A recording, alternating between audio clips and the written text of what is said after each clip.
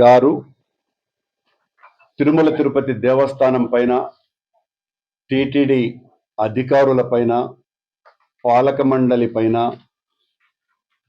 ముఖ్యమంత్రి గారి మీద, అహోబిలం మఠం,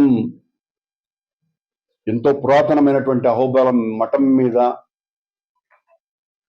రామానుజాచార్య పరంపర అయినటువంటి పెద్దజీయర్ చిన్నజీయర్ స్వాముల ప్రవర్తన మీద, అర్చకుల మీద, అందరి మీద నీచాతి నీచమైనటువంటి ఆరోపణలు చేసిన కారణంగా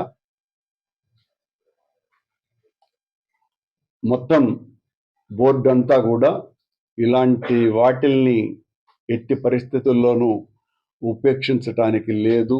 సంస్థ గౌరవాన్ని, ఆలయ ప్రతిష్టను కాపాడుకోవాల్సినటువంటి అవసరం ఎంతైనా ఉన్నది అని వారిని ఉద్యోగం నుంచి తొలగించాలని నిర్ణయం తీసుకోవటం జరిగింది.